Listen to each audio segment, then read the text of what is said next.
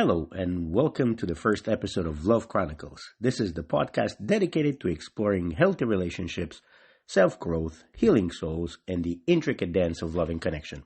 I'm your host, Coach John, and today we're diving into a topic that's as delicate as it is common. And this is retroactive jealousy. And it's also referred to as the Rebecca syndrome. And now you might be wondering, what exactly is this retroactive jealousy? Don't worry about it. That was my first reaction when I first heard about this. I was thinking, man, it sounds pretty much, it should be pretty much self-explanatory when you look retroactive jealousy. We make the connections, but then I said, well, I have to know what this thing is. I want to know how and why it starts. And, I want to know about it. And most of all, I want to know what to do about it because, surprise, I was feeling jealous on some things, and you'll understand. I had a feeling that I needed to know about it, and the reason I needed to know about it is because I was dealing with this in my life. I was struggling with retroactive jealousy throughout pretty much all throughout my life, but more on that later. So technically, in a few words, what retroactive jealousy is. Retroactive jealousy refers to the obsessive thoughts and feelings of jealousy about a partner's past relationship or sexual history. So what basically it is in a few words, this is when you're jealous, but you're not just normally jealous. This is when you're jealous on your partner's past relationships, and more so and more common, you are jealous on your partner's sexual history. And this is not just a fleeting curiosity or a passing thought. It is as persistent, often overwhelming sense of insecurity and comparison. Because that's what you do when you have the Rebecca syndrome. You continuously compare yourself with your ex's partners, with your, exactly, with your with your partner's exes. Yeah, well, one of them. It makes sense. So, okay, so. Right now, we kind of have an idea what it is.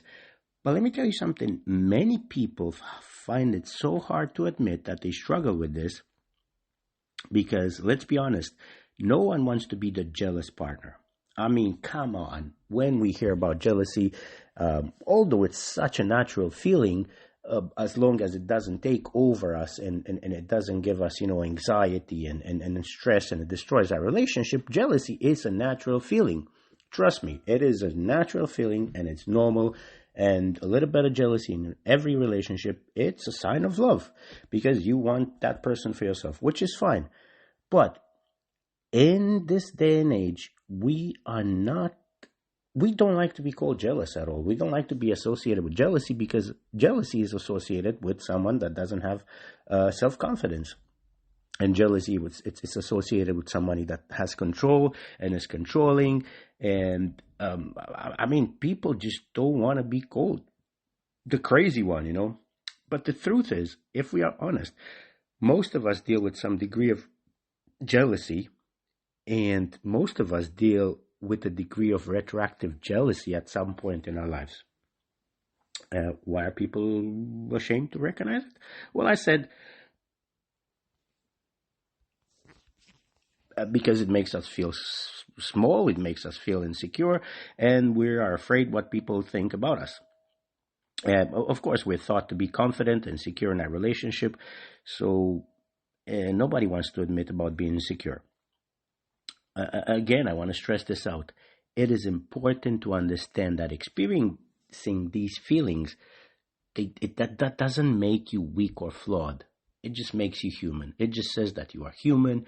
And we are beautiful, wonderful, wonderful beings. We are intricate. We are complex. We are, we are so wonderful. Just have a look. We don't have to read tons of books and stuff, but just look, just Google, just YouTube a little bit about the complexity of the human body, of the human mind. We are made so beautiful and so complex and so intricate and so exciting and so. And part of this imbrication, you have jealousy. Yes, it's jealousy, and you have this retroactive jealousy, which can destroy relationships, and it can destroy you, and it can destroy your health and the peace that you have. And this is where we need to look into it, and we need to take control over it and take control of our lives and over our relationships, and be better people. Because that is one of the reasons I started this podcast. First of all, I want to be a better person. I like to think that, since my divorce around 4 years ago now, since I'm separated and then divorced from my ex-wife, I like to think that I'm a better person now. And 4 years after that, I like to think that I've improved. I like to think that I went on this journey of bettering myself, and I want you to join me on this journey, and I want you to grow alongside me, and I'll do everything that I can to support you with this. So, getting back to retroactive jealousy, psychologists have studied retroactive jealousy, but not as much as is needed. Thus, you won't find much academic material on the subject, I promise you this. However, I did find something written by Dr. Wynne Goodfriend, for example, and he discusses how these feelings can stem from a deep-seated fear of ineptitude or a fear of abandonment. So basically what Dr. Goodfriend says is the feeling, this jealousy, this retroactive jealousy, it's got roots in a fear of not being good enough, a fear of ineptitude, or feeling that you're not good enough, and because you're not good enough, hand in hand comes with it the abandonment. So you are afraid that you're going to be abandoned because you are not good enough for your current partner. And it's a bit unfair, because when we compare ourselves to our partner's past, we do forget that we're comparing our worst insecurities to their best memories. Again, this is an unfair comparison right from the start. And here I feel the need to make a little parenthesis in regard to this, because we normally have two tendencies, and they're both extreme. We either talk trash about our ex-partners, or we make them sound like some kind of hero, some kind of Angelina Jolie's or Brad Pitt's. And let me tell you something. When you talk to your current partner about your ex, none of these approaches are good or healthy, for obvious reasons. You cannot say, I wish them dead, that narcissistic bastard, that bitch, because when you do that, that says a lot about yourself. On the other hand, you cannot say, oh, our sex life was so amazing. She had such an amazing body. Her breast was so nice. Her ass was amazing. And you as a woman, he says, oh, he had the biggest, whatever, the best thing. And we'd go on for hours and we did it 7 times a day. No. You know what? Too much. Too many details. And let me tell you what happens when you do this, when you go into this. Of course, the first extreme that we talked about is the one where you talked trash about them, but that also talks about your character, because that at some point that used to be your person. That was the person that you hugged when you slept. That was the first person you saw when you woke up. That was the person you were building dreams with, and that talks about you. And it says a lot of things about you which are associated with red flags. But going back to this, excessive praises and excessive details, given to your current partner, that is a no-no. Because what can happen in this situation, you either fuel an existing retroactive jealousy, so you can put more gas into that tank, of retroactive jealousy, or even if someone that's secure, they don't even have any problems with that, but when they hear all those details, you might awake, you might just say, ooh, that person is going to start thinking of those things, and it's going to start affecting them. So we got to be really, really, really, really careful when we talk to our partners about our exes. So yeah, and I'm telling you, if someone loves you enough, and this is, I want to underline this. If someone loves you enough, they want to be the best thing for you ever. They want to make you feel the best in all aspects, so that you can appreciate them the most. I know.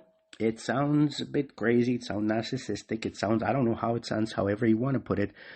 But me personally, I don't believe there's anything wrong in wanting to be the best for your partner, and vice versa. If I have a partner, when I'll find my partner, when I'll get back in a relationship. I want to be the best thing for that woman since hot water. I don't know, since fire, and because she's definitely gonna be that for me. Otherwise, I do not want anyone. So let's just make that clear. All right. So parenthesis closed. That was just a quick thing which was on my mind in relation to Rebecca syndrome. But getting back to the Rebecca syndrome, additionally, retroactive jealousy is closely linked with obsessive compulsive disorder, which is also called OCD. And according to Dr. David Clark, a leading expert on OCD, the intrusive thoughts associated with retroactive jealousy can become a form of obsession, and the constant need for reassurance or comparison can be a form of compulsion. So my goodness, what happens here? This is a form of OCD. This is a form of intrusive thoughts that you have. It's a form of obsession. It's an obsession, and you constantly need reassurance, and you need comparison. You need your partner to tell you, oh, you have a bigger toy. Oh, you got better boobs. Oh, you have a nicer ass. And oh, you're smarter. Oh, you have more money, and you're smarter than him. You're smarter than her, whatever. And this becomes such a trap because I've been there. And I constantly needed something. So whenever I had some insecurities, I kept them, because I'm not stupid, and just like none of you are, hopefully. and we are keeping that in our mind, and we don't want to ask, because it makes us feel bad. But at one point, I just couldn't keep it inside me anymore. And I just went and I say, hey, listen, baby, what about this and this? And most of the times I'd get some gratification. I get some reassurance. And she'd say, oh, no comparison. You're smarter, whatever things you got like that. And I'd be good for like a couple hours. A few hours later, I would think of something else and I would go again. I would feel the need to go again. And this is where this obsessiveness comes in. And this is where you have the form of compulsion. And it's very important to understand this link can be crucial in addressing the issue, because it is definitely a mental, it affects you mentally. And as I said, getting a bit personal, I got a little bit personal about myself when I said what I was doing. Well, I remember the time when I struggled with retroactive jealousy, and whether I dated someone with more of adventurous past, and I couldn't help but feel like I was competing with ghosts. And I promise you, you probably, if you feel it today, it is exhausting. And in all the relationships I had it did affect them. And now that I think about it, we could have done things so differently. Acknowledging those feelings early, and not to be so stubborn and so proud, and to accept change would have been the first step towards healing. Because once you recognize the problem, you can start working on solutions. Yeah, but hey, that's in the past now. I know better. I'm a different person, and hopefully with my support and a lot of work on your side, you can also be better, a better version of yourself. And I believe that if you are here today, you are already searching, you are looking, you're trying to improve yourself, and I commend you for that. Well done. Thank you. And thank you so much for joining me on this journey, because this is also my journey with you. So which leads us to the next part. Okay, we know now what retroactive jealousy is, why it appears, but how do we overcome this? How do we beat this thing? How do we become this improved version of ourselves when we address retroactive jealousy? And below, next I will tell you a few steps that can help, and they are not comprehensive, but they will be enough to get you in the right direction, and it will get you on the right path so you can do the work. Because I cannot do the work for you. I've done the work for myself. But if you do have questions, if you need to book a session one-to-one, if you want to leave me a comment, please do so, and I'll do my best to reply. So first and foremost, I touched a little bit earlier, the first thing that you need to do to combat and to overcome this form of jealousy is self-awareness and acceptance. So, what does that mean? Well, this is to acknowledge your feelings without judgment. And remember, it's okay to feel jealous. It's what you do with these feelings that matters. You probably heard that once a problem is acknowledged, it's 50% resolved, dealt with. So I want to congratulate you because we are halfway in beating this ugly monster, right? This ghost from the past. And I want to say, well done, you. Because if you are self-aware and if you know, you say, hey, I have this problem. I'm not going to be stubborn about it. I know it is affecting me, is affecting my relationship. I am aware of it and I know what is happening to me. This is the first step. And stop blaming your partner. And the second thing that you need to do after you're self-aware, and I said when you're self-aware, 50% of the problem is solved. What you need to do is work on the other 50%. And the first thing to do, out of that 50% is communication. So you got self-awareness and acceptance. Then you got communication.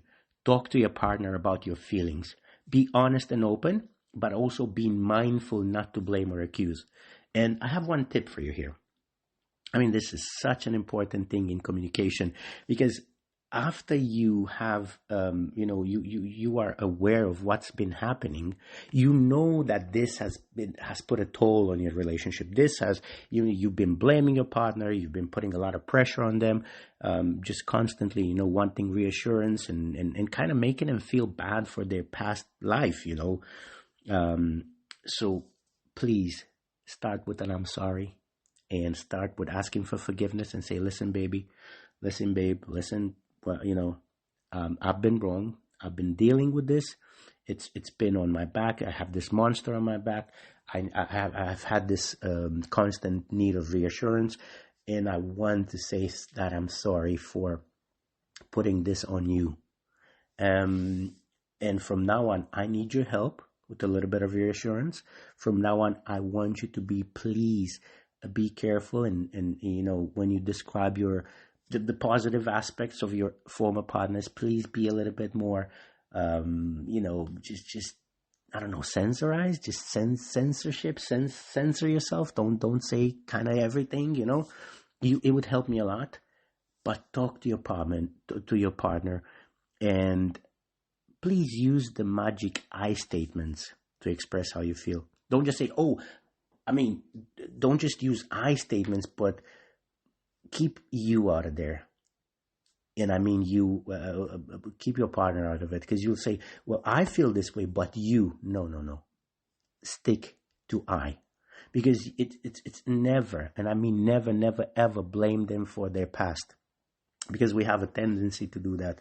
And you say, well, if you would have slept with lesser guys, if you would have slept with less guys or less women, if you did this and that. No, you are with this person. You've made a choice to live with them. You've made a choice to make them your partner. Well, live with that. If not, go change your partner.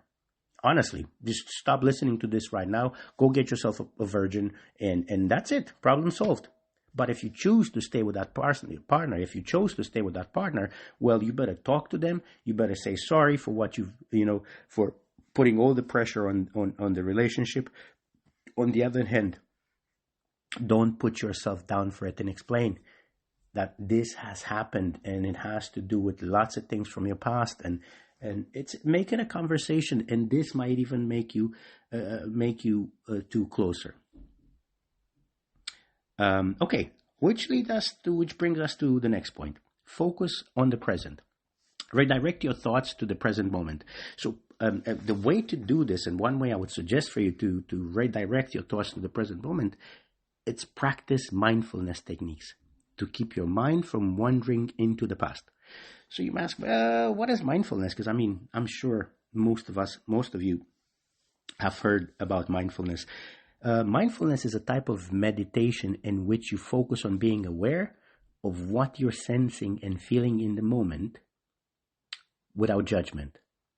So basically, as you meditate and you are aware of what's happening to you, you say, well, this is happening to me. I understand what's happening. This is why it is happening. And I'm not going to let this monster beat me because I want to focus on the present. And you say, I've got this good thing with my partner, and I've got this, and we're happy, and we have this and this and this blessing and this blessing and this blessing and this blessing. And you know what? Screw the past. The past is in the past, and leave it there. Yeah. So you can practice this mindfulness, and you can look online, and because mindfulness involves breathing methods, guided imagery, and other practices to relax the body and mind and help reduce stress. You can find coaches, and you can find a lot of things on the internet about this. But on this, I promise to have a whole podcast, a whole episode on mindfulness, because it is very, very, very important. Another thing is, and this one is one that I strongly, strongly recommend because it worked miracles in my life. I mean, I did reading, I did mindfulness, I did the self-awareness, I've done communication, I've done, I've listened to podcasts, I've done journaling, I've done a lot of things in my life. But until I did therapy and counseling, things were moving extremely slow. And as for the most time, in my opinion, I believe that professional help is, if not needed, well, it is helpful, but I think it's needed. But you do you. This is just as a form of suggestion and a strong recommendation on my part. So if you choose to do this, you can try cognitive behavioral therapy, which is CBT. That is particularly effective in dealing with OCD-related symptoms and can help you reframe your thoughts. And this is where you change the whole palace of your thinking, and it can help you reframe, reconstruct those thoughts in a healthy way, because you understand why it's happening, how it's happening, and how to beat it. And for more on this, I would urge you, I would encourage you to speak to a professional, and they'll be able to offer solutions, of course, adapted to your needs. And the next thing that we can do, so okay, we are self-aware, we communicate with our partners, we say sorry, we focus on the present, we do mindfulness, we go to therapy and counseling. The next thing that I believe it's extremely important, whether you're in a relationship or not, but to beat this green monster, green is the color of jealousy, isn't it? Build your self-esteem and work on your self-confidence. I know it can sound vague, it can sound too general, but if you think about it, it doesn't have to be. So what do you mean, John? What do I have to do? Well, what you can do is engage yourself in activities that make you feel good about yourself. It's that simple. Go learn a new language, start tennis, go to the gym, make bigger arms, bigger legs, just go get a new haircut, go dye your hair. Well, if you cannot do all of that, go buy yourself a new suit. Go buy yourself a new dress and new shoes. It does help. It helps you with building your confidence. Take salsa, learn how to dance, anything like that, anything that you add to your life. It does help you with building your self-esteem, with working on your self-confidence. And when you work on that, well, it'd be easier and easier actually for you to compare yourself with exes if you want to do that. For the time, for the short times you allow yourself to think about exes, But lastly, and this is extremely important, because you need to learn how to set boundaries with yourself. I'm not talking about setting boundaries with your partner here. I'm talking about you learning how to set boundaries with yourself. So what does this mean in this context? Well, limit the amount of time you spend ruminating on these thoughts. So you are self-aware. I say, this is happening to me. So what I'm going to do right now, I am not going to worry all day about this. I'm going to give myself 10 minutes today. I'll start my freaking timer, and I swear on my life, I'm not going to go over these 10 minutes. This is it. I'm going to think for 10 minutes about it, and then screw it. The past is in the past, and just set that worry time if you need. Don't just ignore how you're feeling, but once that time is up, move on to something constructive.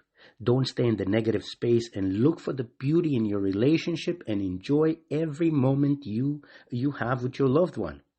And another hint right here is no matter on which side of this you are, whether you are the one who has retroactive jealousy, who feels jealous for the past, for the partner's past, or you are on the other side, when your partner does this, well, it doesn't matter.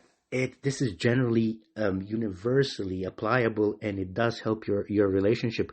Make sure you let your partner know they are valued and loved, and that they are the greatest thing that ever happened to you, and that they are the best person you've ever met. And if you are in a relationship, I do hope you mean it. And because I said it before, and I said it earlier, you are not the best looking guy in the world. You're not the most beautiful woman in the world. But you better treat your partner like they are so. And you better feel that way. Because you have to feel, if you don't feel that way, go and find someone until you feel that you have the most suitable person next to you, and that you are with the most suitable person for you. If you see what I mean. When I get in my relationship, for me, she's going to be the most beautiful woman in the world. For me, she's going to be the smartest. For me, she's going to be the sexiest, and I will damn well make sure to tell her that every day and every hour of the day. I want her to know that. And that is important. Is extremely important. And if you do this right in your relationship, man, I'm telling you, that retroactive jealousy loses so badly, and you can squash it quickly, and there's no need for it. But this is depends on every couple and your interaction and things like that. This is just as a suggestion if you want to improve your relationship, and if you have a really, really good relationship. In the end, I want to say that overcoming retroactive jealousy, it's about growth, both as an individual and as a couple. It's about learning to trust not just your partner, but yourself. And remember, every relationship has its own unique journey. And please, don't compare yours to anyone else's, and especially not to the past, because there's nothing you can change about that. And you can only improve yourself. You can help your person grow next to you, and you can grow your relationship. And that wraps up today's episode of Love Chronicles. If you enjoyed our discussion, please subscribe and leave a review. Just ask questions. There's my phone number. It's going to be there on social media. Drop me a text. Drop me a message. I don't mind for now. Feel free to share your thoughts and experience on social media, because we do love hearing from you. Thank you for joining me on this special episode of Love Chronicles. We have many more topics to explore about love, relationships, and personal growth. Until next time, I'm Coach John, encouraging you to love deeply, live fully, and cherish the present.